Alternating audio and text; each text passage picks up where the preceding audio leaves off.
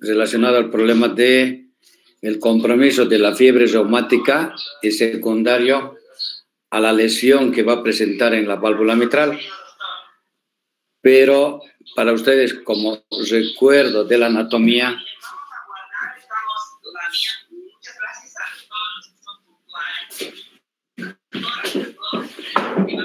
primero, ver la anatomía de la válvula mitral.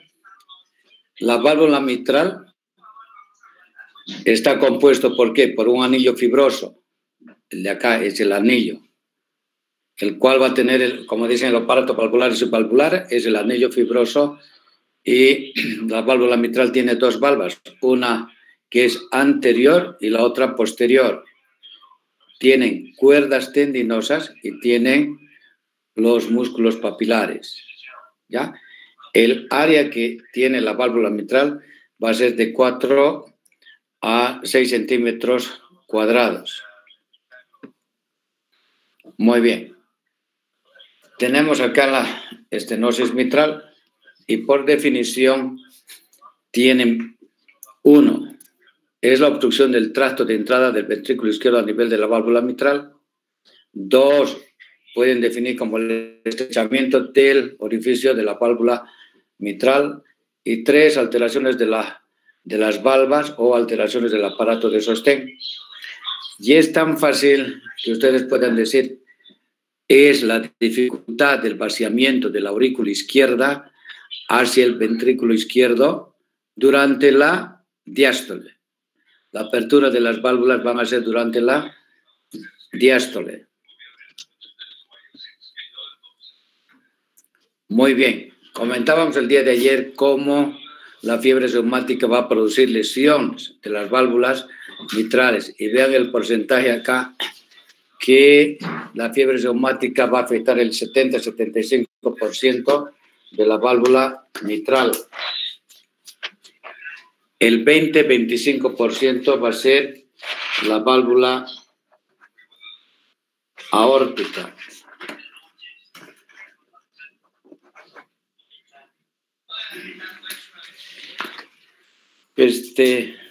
Válvula aórtica. Ahora, la etiología va a ser congénita y tienen acá el síndrome de Lutter-Bacher, la de Fabry-Hurler, válvula mitral en embudo o en paracaídas, o puede ser por depósito de amiloides, drogas, fibrosis y calcificaciones por tumores, ¿ya? O pacientes con enfermedad protésica. Cuando hacen la etiología reumática en la cardiopatía reumática, ¿qué van a encontrar ustedes? Alteraciones a nivel de las comisuras, a nivel del 45%, comisuras 30%, en las cúspides 15% y en las cuerdas el 10%. Si se fijan acá, esta es la válvula mitral con fibrosis, calcificación, fusión de comisuras, que se asemeja a la boca de pescado. ¿Ya? Entonces, en la cardiopatía reumática va a encontrar fusión, engrosamiento, fibrosis y calcificación. Ahora, por ecocardiografía, pueden ustedes clasificar la estenosis mitral en leve, cuando el área de la válvula mitral es de 1.5 a 2 centímetros cuadrados. Moderada, cuando el área de la válvula es de 1 a 1.5 y la severa menos de 1 centímetro cuadrado. ¿Cuál es la fisiopatología? Ahora, esto es lo más importante que tienen que saber. En la estenosis mitral, ¿qué es lo que va a estar aumentado? Va a estar aumentado el gradiente aurículo-ventricular por la estrechez. ¿Qué va a condicionar? Aumento de la presión de la aurícula izquierda. Al aumentar la presión de la aurícula izquierda, ¿qué va a producir? Dilatación de la aurícula izquierda. A producir la dilatación de la aurícula izquierda, ¿qué va a condicionar? que haya alteraciones del ritmo y el paciente va a presentar fibrilación auricular. La fibrilación auricular, ¿qué va a conllevar? Si es del lado derecho, va a conllevar a que el paciente tenga tromboembolia pulmonar. Por un lado, es del lado derecho. Muy bien. Al haber aumento de la presión de la aurícula izquierda al otro lado, ¿qué va a condicionar en forma retrógrada? Aumento de la hipertensión, de la presión de la arteria pulmonar, que va a conllevar ¿a qué? A hipertrofia del ventrículo derecho, la cual va a producir dilatación del anillo, que va a condicionar insuficiencia tricuspidia, por un lado, y por el otro lado va a haber hipertrofia de la aurícula derecha. ¿Y qué es lo que van a tener? Sintomatología de falla cardíaca derecha, que van a encontrar ingurgitación yugular, hepatomegalia y edema en miembros inferiores.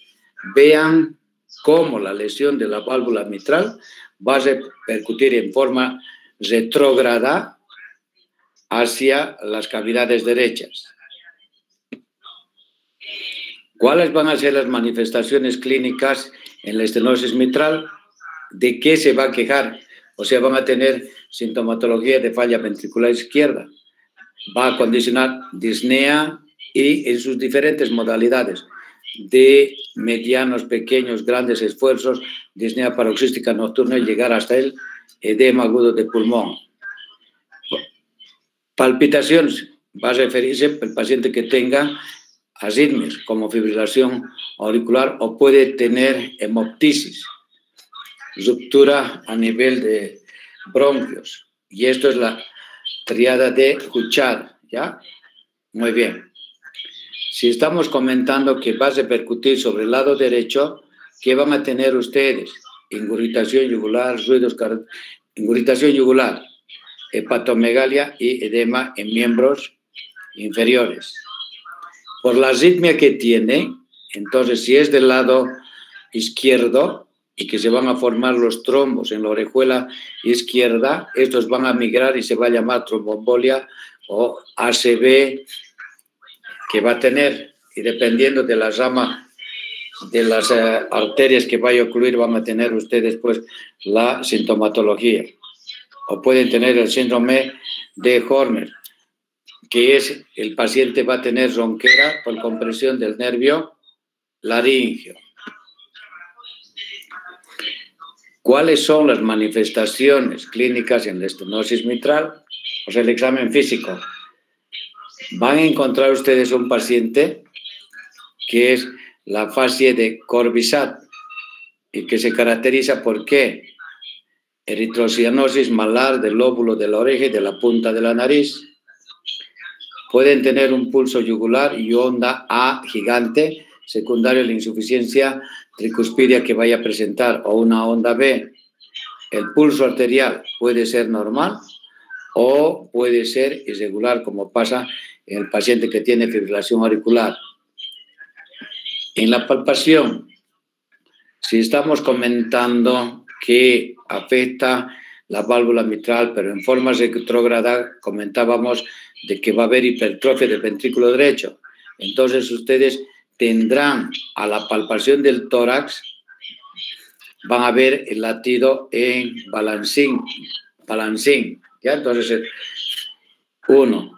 Y por otro lado, en la estenosis mitral tenemos la triada de Chávez, que van a encontrar ustedes a la percusión mayor matidez en el segundo espacio intercostal izquierdo, van a tener latido palpable en el foco pulmonar y el segundo ruido pulmonar va a estar aumentado por la hipertensión pulmonar.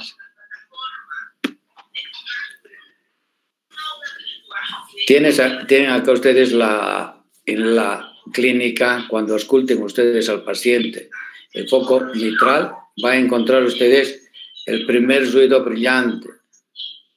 Pues, 2, chasquido de apertura y retumbo diastólico.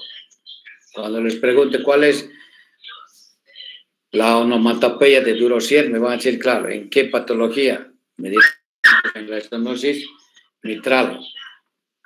tendrán reforzamiento presistólico y si tiene hipertensión pulmonar, el segundo ruido S1 o R2, que es lo mismo, va a encontrarse acentuado.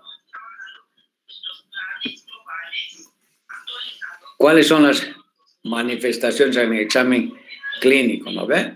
Entonces, ¿qué van a encontrar ustedes en la estenosis mitral? Soplo holosistólico de insuficiencia tricuspidia. Eso es cuando la estenosis mitral es severa y en forma retrógrada va a conllevar a que el paciente tenga hipertensión pulmonar. En forma retrógrada va a tener hipertrofia del ventrículo derecho. En forma retrógrada va a producir dilatación del anillo de la válvula tricuspidia y va a haber regurgitación del ventrículo derecho a la aurícula derecha y va a condicionar es lo que llamamos soplo sistólico de insuficiencia tricuspidia. Tienen ustedes acá el soplo de Graham-Still y el latido apical prominente por desplazamiento es cuando tiene hipertrofia del ventrículo derecho. Vean acá en la radiografía de tórax, tienen acá el botón aórtico pulmonar, acá ligeramente, esta es la orejuela de la aurícula izquierda y este es el ventrículo izquierdo. Esta es la silueta cardíaca izquierda. Y la silueta cardíaca derecha, el de acá, este arco es la aurícula derecha, acá viene la vena cava inferior y acá desemboca la vena cava superior. Y esta es la lateral izquierda. Vean acá, vean cómo el corazón choca contra el esternón. Es un dato de crecimiento del ventrículo derecho. Ahora, la radiografía, ¿qué les va a permitir? ¿Qué les va a permitir ver? Si encuentran ustedes líneas B de Kerley, doble arco derecho, cuarto arco izquierdo, como estamos viendo acá, primero aorta pulmonar, el tercer arco va a corresponder a la orejuela izquierda y este es el ventrículo izquierdo. Van a encontrar ustedes elevación del bronquio izquierdo por dilatación de la aurícula izquierda. 1. 2.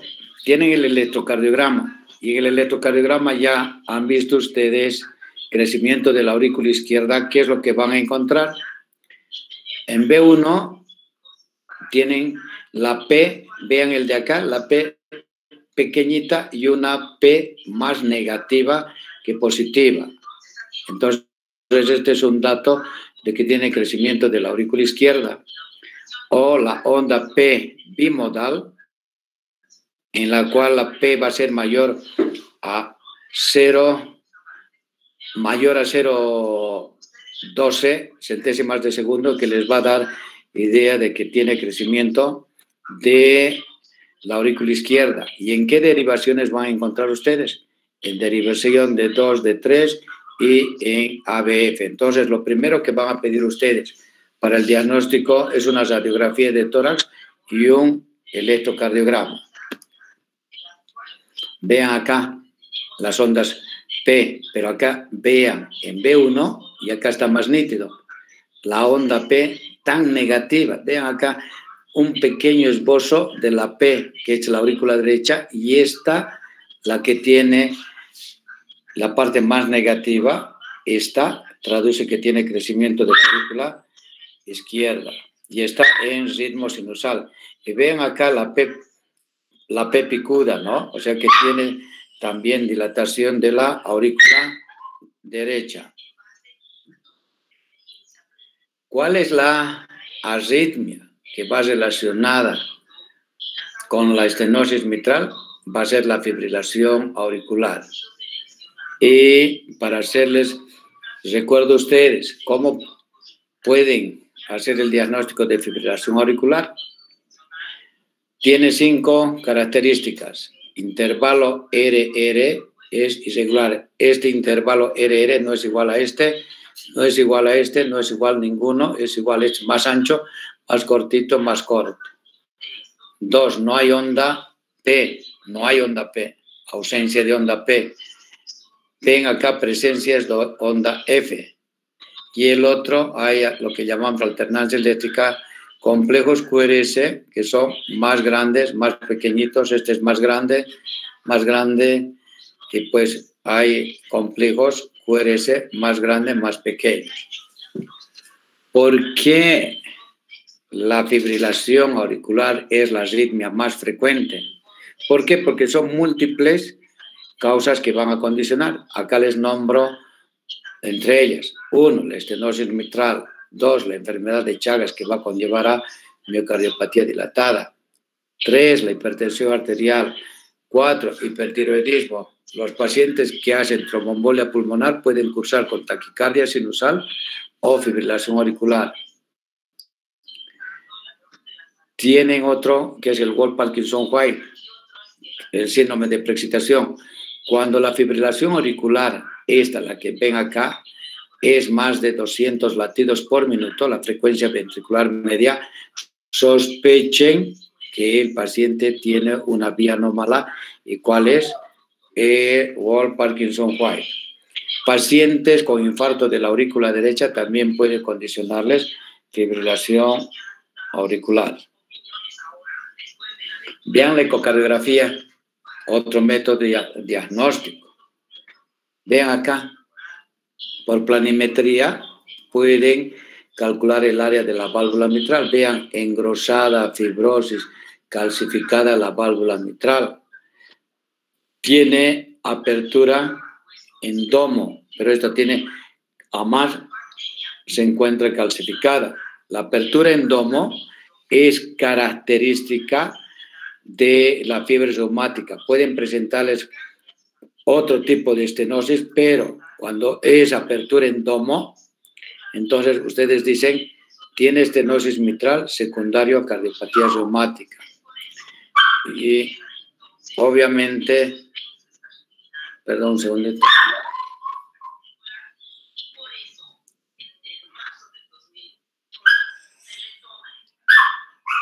Un segundito.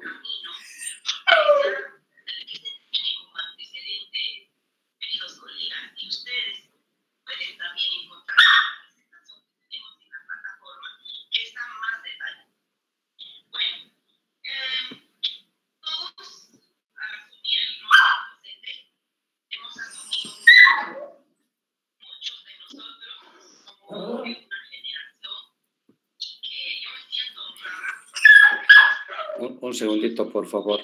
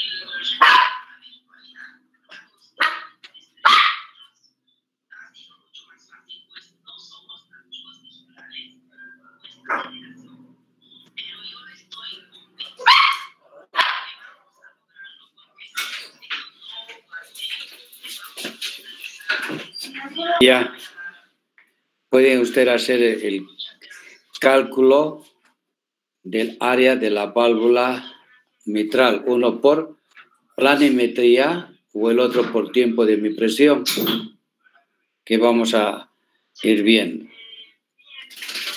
Vean acá, en la ecocardiografía les va a permitir hacer el diagnóstico de cuál es el grado de severidad de la estenosis mitral.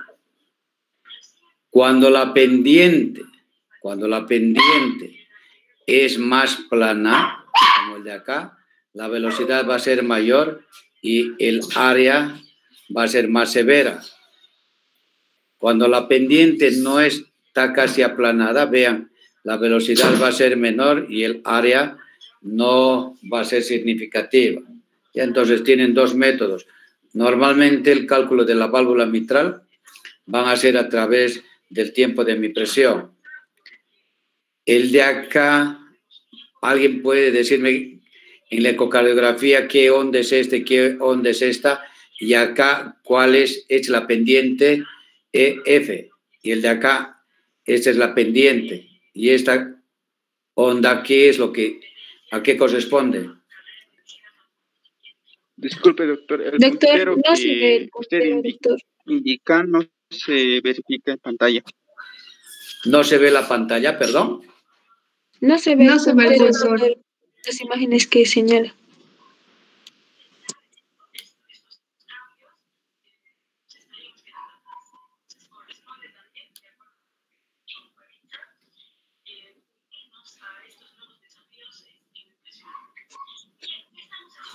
Ahora sí.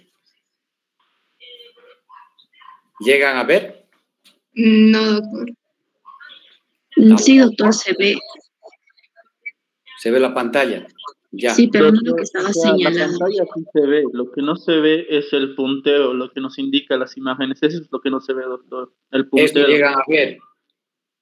La imagen sí se ve. Ya. El puntero es lo que no se ve. Ya.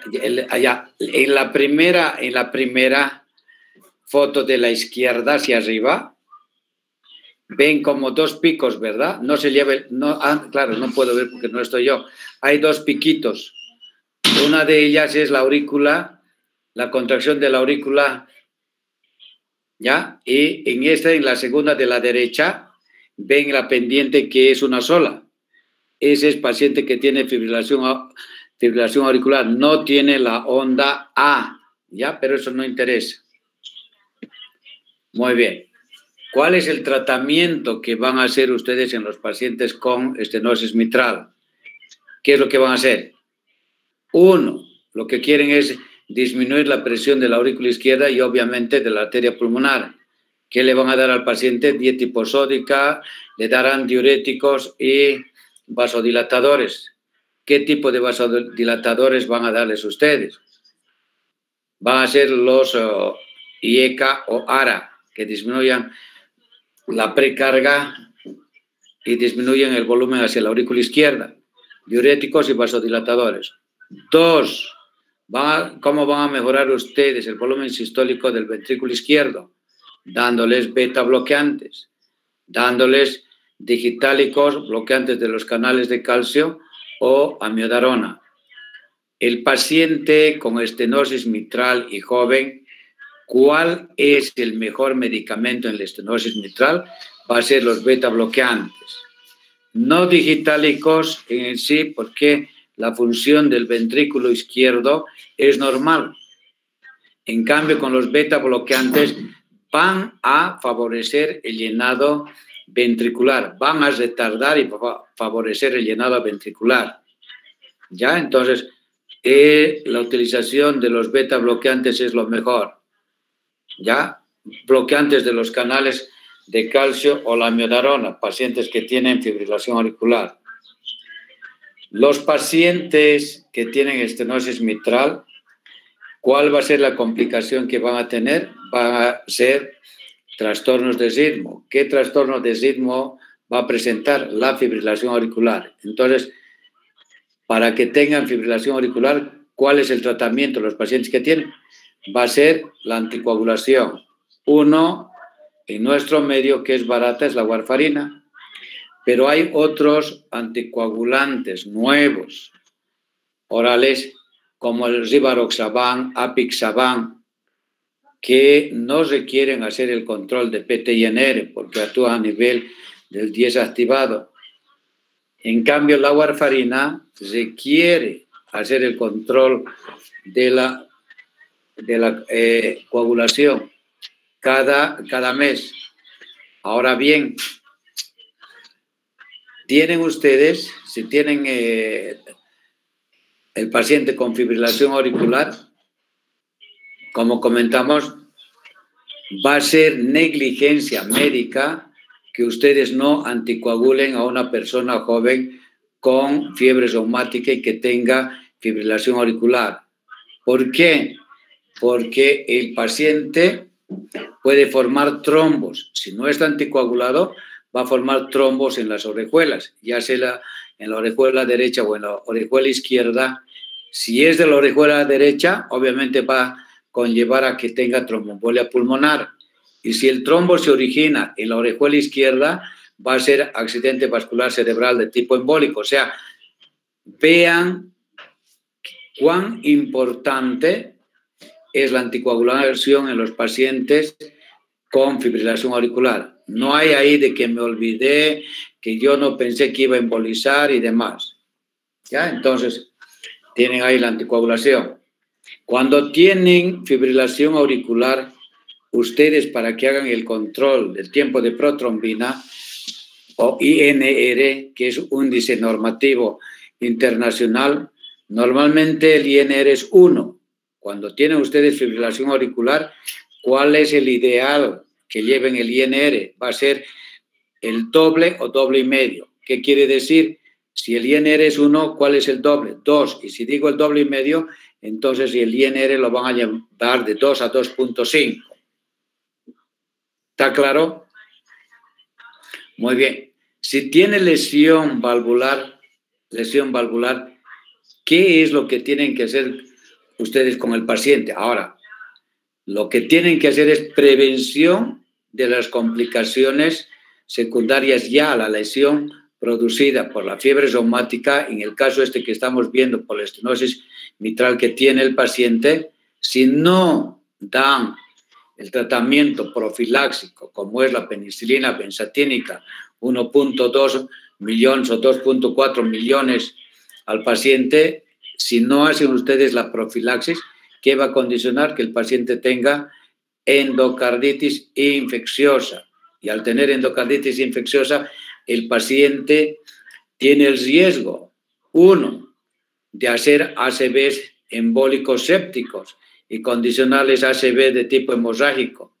Entonces, vean cuán importante es la anticoagulación y la prevención para los pacientes que tienen lesión a nivel de cualquier válvula. Entonces, le darán prevención con antibióticos, ¿ya? Y, obviamente, prevención recurrente para que el paciente no tenga fiebre reumática. Muy bien.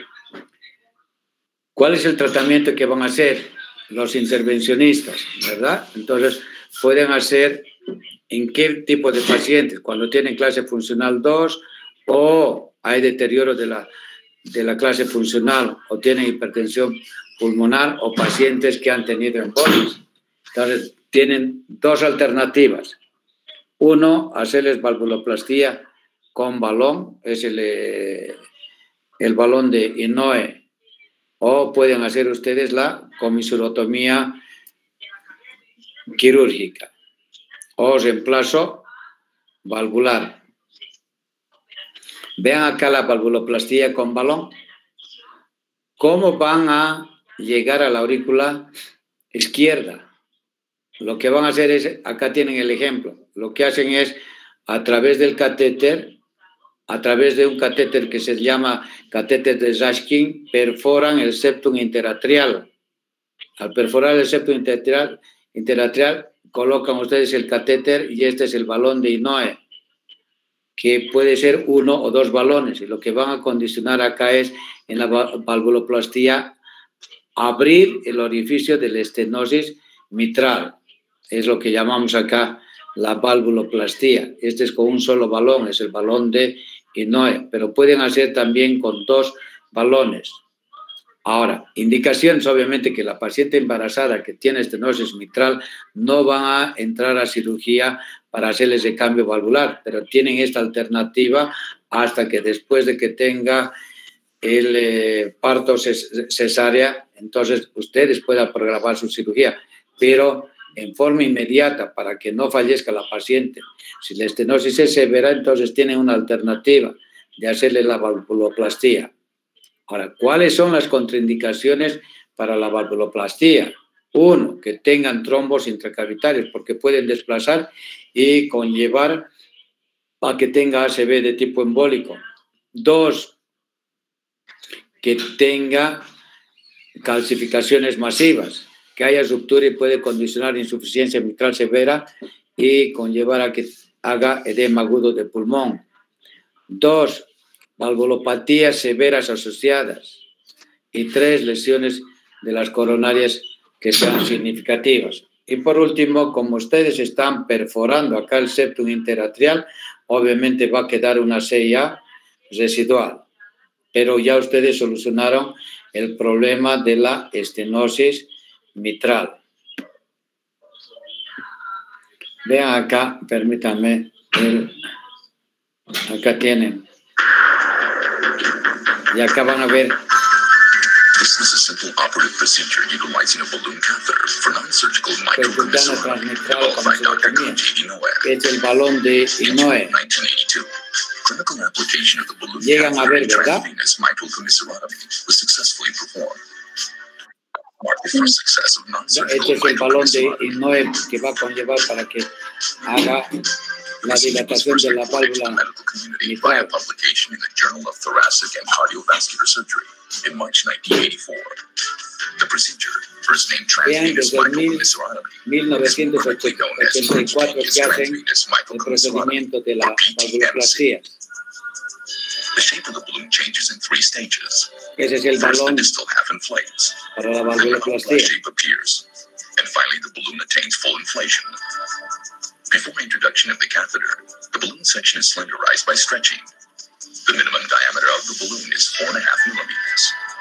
El diámetro es de 4.5 milímetros, que son los diferentes catéteres, que es el balón de Inoue. The dilator, a 14 French tapered plastic tube. Ese es el The dilatador stylet, de a jet curved plástico. jet Ese .038 es inch spring el wire. estilete A special guide wire, a y esa es la guía. 0.025 inch stainless steel wire terminating in a spring coil. A syringe for inflation and a measuring caliper.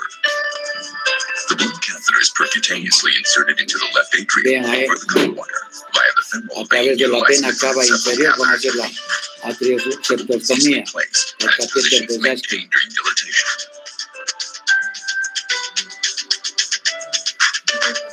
This table shows the standard for patient selection. A is first choice.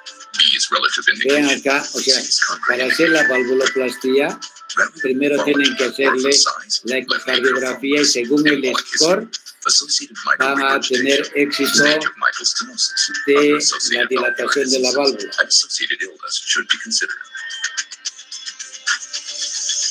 Four sizes of balloon catheters are available. Dr. Inoue uses the height criteria as the first guide in choosing the balloon catheter size, according to Table 1. The catheter size is then modified according to these other factors. In the initial balloon dilatation procedure, the balloon is inflated to a diameter equal to the maximal diameter less 4 millimeters. If the effects of the dilatation are suboptimal or there is no significant mitral regurgitation, repeat inflations are made in stepwise increments in the balloon size. In subsequent dilatation, the scale of 24 millimeters and connected to the main stopcock of the balloon catheter. El de acá se los voy a pasar después el The balloon is tema. infused to confirm the 3 stages of Lo inflation. que están haciendo ahorita es a través de la jeringa insuflando y ver que el balón no esté perforado. Entonces están haciendo la prueba ahí, Especially with the last 2 cc from the syringe to inyectando prevent ahí mesh tear of solución the para balloon. ver que el balón esté normal, no esté pinchado. Repeat the balloon inflation with the same volume to confirm the balloon diameter using a caliper, because the diameter at first inflation tends to be smaller than the true diameter.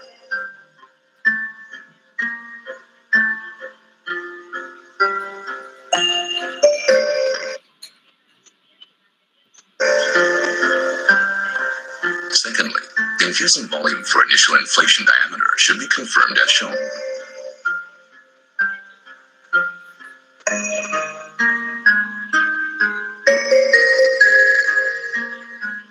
First, the balloon stretching tube is inserted into the inner tube of the balloon catheter and locked at the hubs.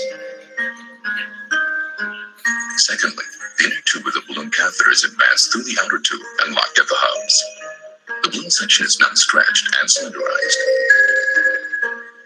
left ventricle angiography is performed to confirm the degree of mitral regurgitation before PTMC.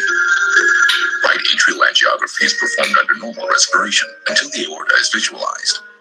This shows the relative position of the right atrium, tricuspid valve, left atrium, and aorta. Based on a review of personal experience, Dr. Inoue has made a modification to the standard transeptal technique. Applied in many cases, the modified method with the aid of right atrial angiography ensures safe and optimal atrial transeptal puncture. This method is particularly useful entirely for insertion of the dilator. Se los voy a pasar, o sea, en el cuando les dé el tema, se los voy a pasar esto para que ustedes vean en forma detenida. Bueno. Atrial septum. Muy bien. Uno es la valvuloplastía con balón de Inoue. El otro procedimiento es la comisurotomía mitral. Al comienzo era la comisurotomía mitral a cielo cerrado, solamente hacían apertura de la orejuela izquierda y con el dedo índice lo que hacían es romper las calcificaciones y hacer la apertura de la válvula mitral. A cielo abierto hacían ya la apertura, este es como circulación extracorpórea, y comenzaban a retirar toda la fibrosis, calcificación del anillo mitral. La mortalidad es menos del 1% y la sobrevida de la comisurotomía mitral es 95% a 10 años. Lo de acá ya no se realiza, ya no se realiza. Ahora lo que van a hacer es cambio de válvula, ya sea con prótesis biológica o prótesis mecánica, ¿ya? Entonces tienen ustedes acá reemplazo valvular con prótesis biológica o con prótesis mecánica.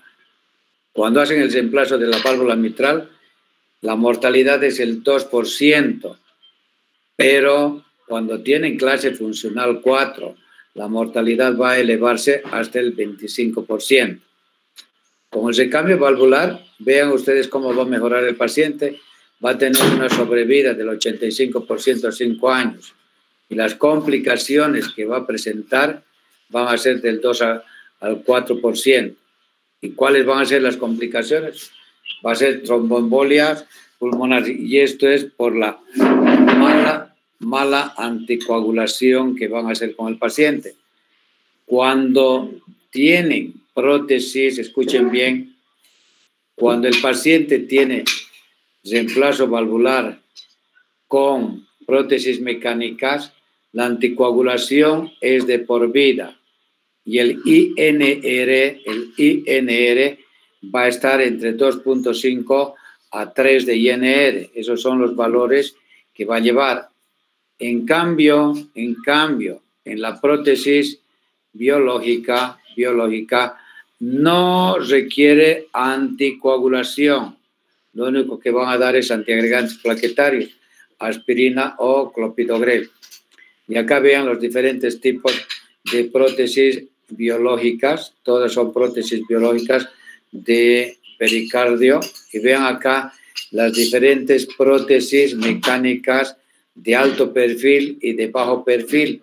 Las primeras prótesis en utilizarse fueron las prótesis mecánicas de bola, que son las de Star Edwards. Tienen después las prótesis de Bjork, Child, que son, vean, prótesis de bajo perfil.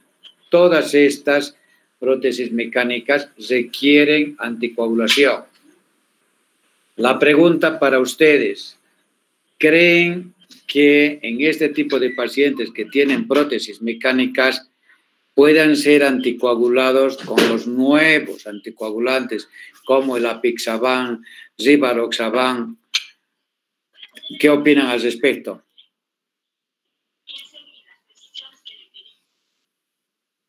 ¿Quién puede responder?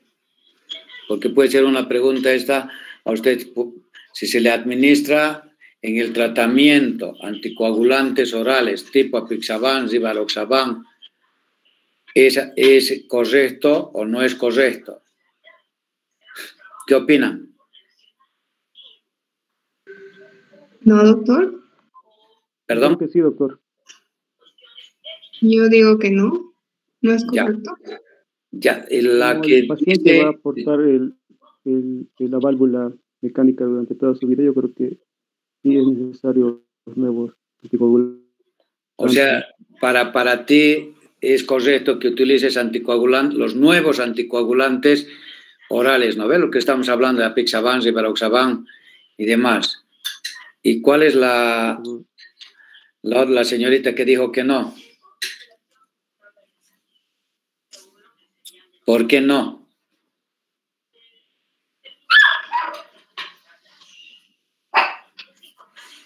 ¿Por qué no utiliza? O sea, uno comenta que se puede utilizar los nuevos anticoagulantes orales. Es una versión. Y la otra,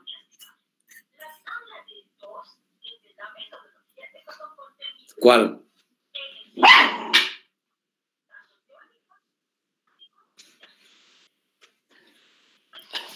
¿Alguien puede opinar?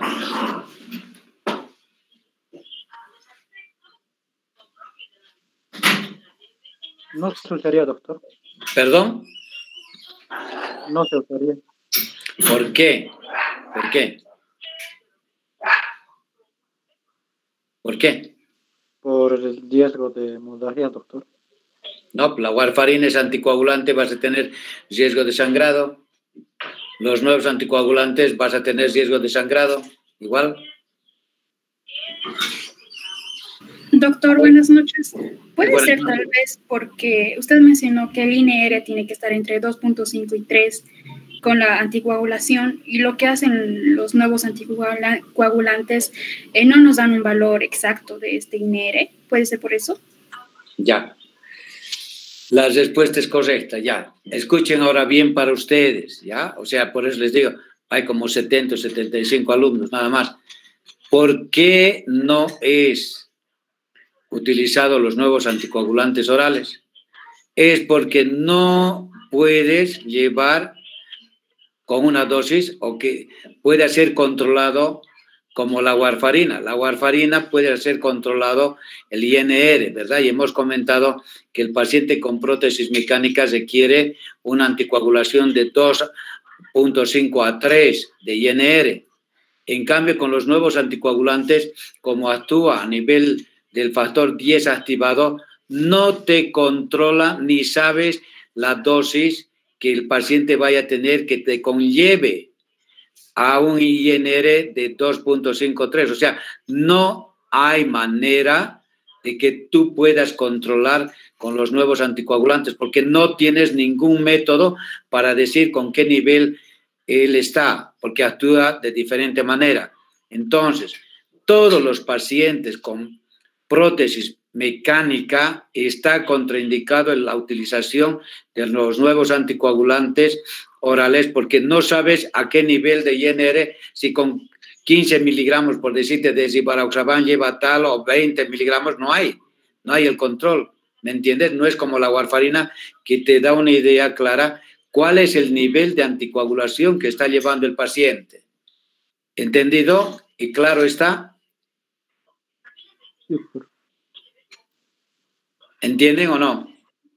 Sí, doctor. Sí, doctor.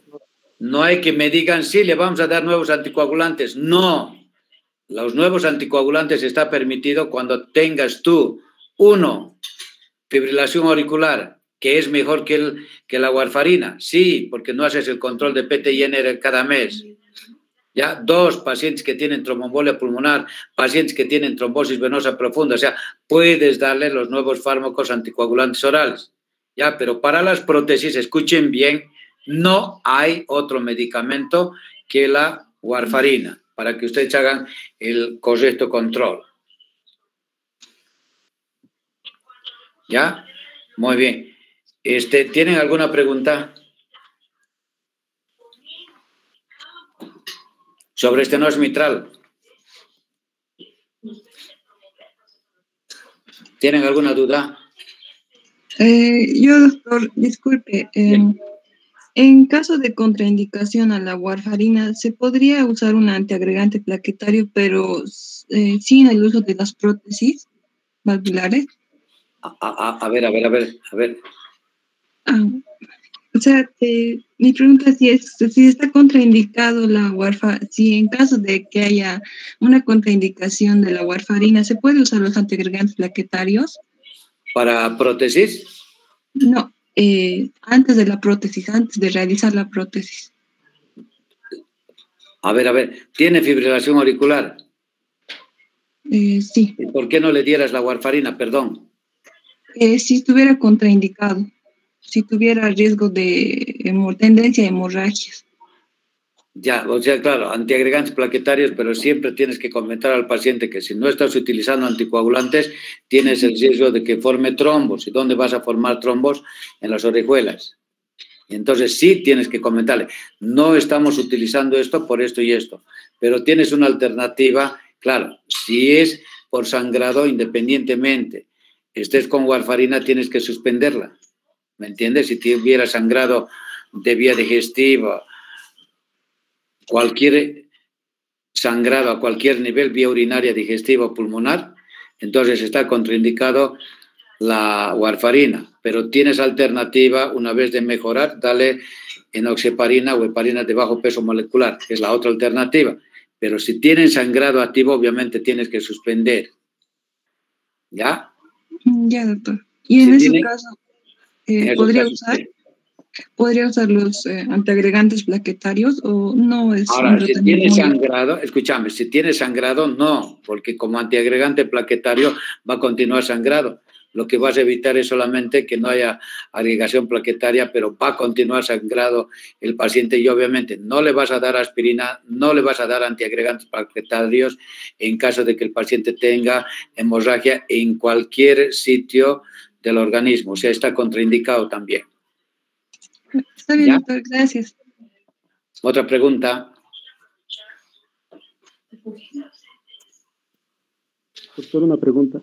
Dime. En caso de que una mujer se quiere embarazar, ¿es preciso que se trate primero la estenosis mitral? Correcto. Si la paciente tiene estenosis mitral y quiere embarazarse, lo que vas a hacer es primero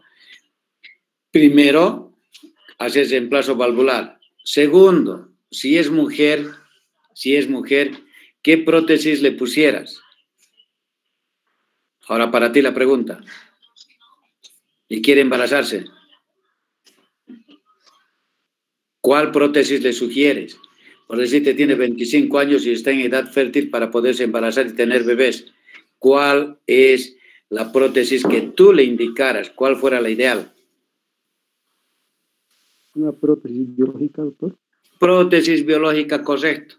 Porque si le vas a dar la prótesis mecánica y quiere embarazarse, uno, vas a tener que suspender, escúchame, la warfarina porque es teratógena.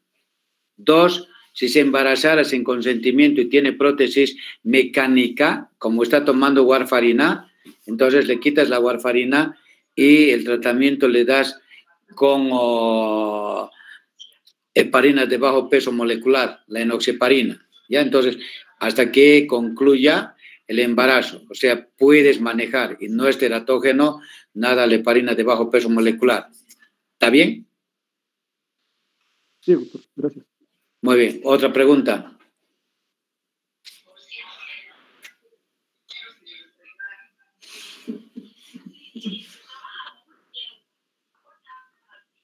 ¿Ya?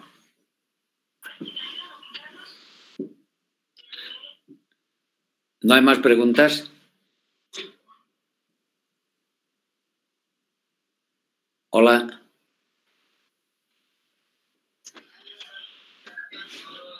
Creo que no, doctor. Ya.